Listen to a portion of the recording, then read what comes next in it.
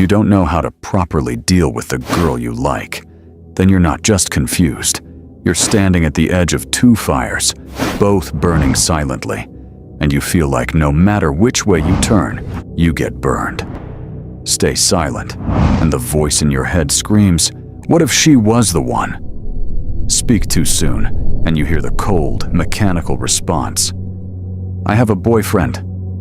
And now you're left replaying every move in your head like a slow-motion car crash. This is the prison most men live in, a kind of emotional limbo, where you're scared to act and ashamed not to.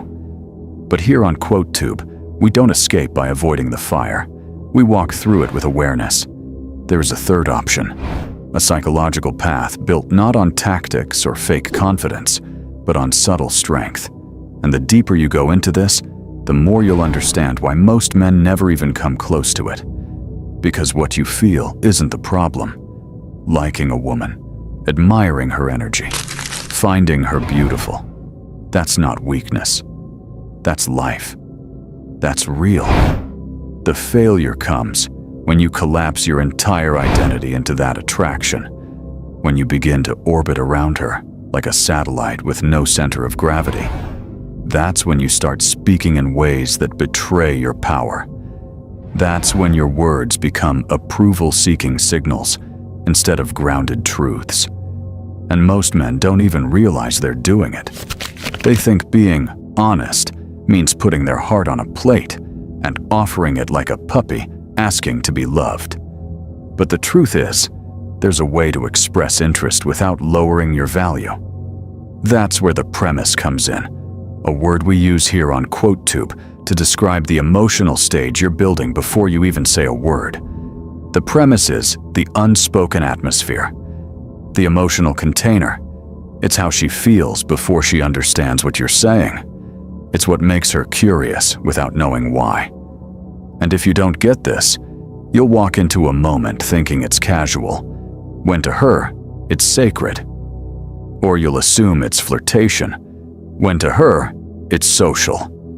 The man who can't read the premise is like an actor crashing into the wrong movie set, shouting action lines in the middle of a slow, romantic scene. He looks insane. He feels out of place. And worst of all, the audience, her, stops watching. But when you understand the premise, you enter silently, almost invisibly. And still, the entire room shifts. You don't force anything. You suggest everything. Your voice becomes softer, more intentional. Your timing becomes refined. You don't ask for attention. You command it with the way you observe, with the way you hold silence, with the way your eyes say, "I'm here, but I'm not chasing." You begin speaking as a man who has options, who has lived, who has seen beauty before and isn't hypnotized by it, but who still knows how to appreciate it with precision. And when you speak to her, it's not to prove you're worthy. It's to share a moment inside a scene that already feels alive. You say things like, "You're definitely the type who turns serious moments into a joke. I'm not sure we'd survive 2 weeks." And suddenly, you've created a world. A private scene. A shared joke with emotional undertones. You didn't confess. You implied. And that's what creates tension. The oxygen of attraction. You're no longer trying to win her. You're inviting her into a world of subtle emotional theater. But don't stop there. You now need the psychological tools that elevate the premise into emotional hooks. Tool number 1 is the negative premise. You make her feel like something already existed and ended, playfully. You say, "It's sad how badly our relationship failed, but at least we can still be friends, maybe." That kind of statement confuses the logical mind, but awakens the emotional one. Suddenly, she's wondering, why does it feel like we've already had something? You've triggered her imagination, and imagination is stronger than persuasion. Tool 2 is the hypothetical frame. This one works like a psychological virus. You say, "If we were dating, I bet you'd always win every argument with that look you just gave me. And now her brain, without permission, starts running simulations. She pictures what that would be like, what kind of couple you'd be, what your fights would feel like. And now she's emotionally involved in a scenario you invented.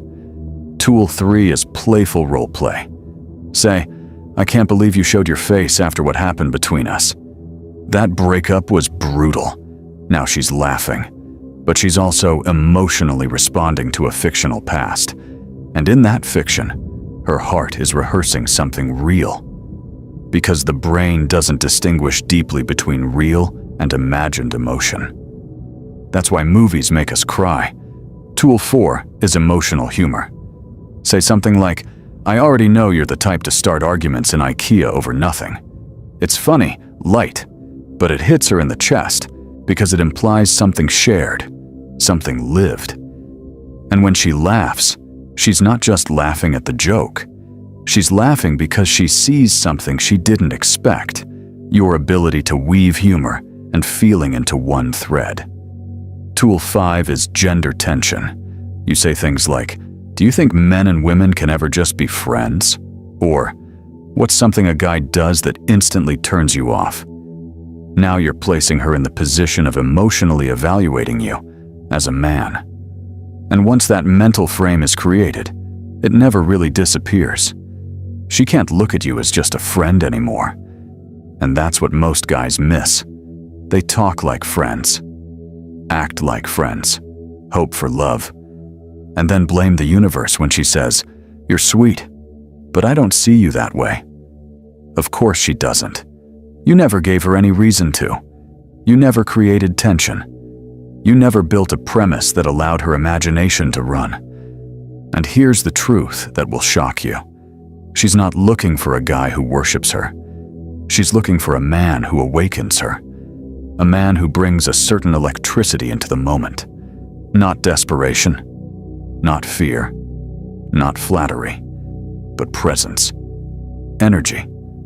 A sense that you're aware of your value and you're not afraid to walk away if the vibe isn't right.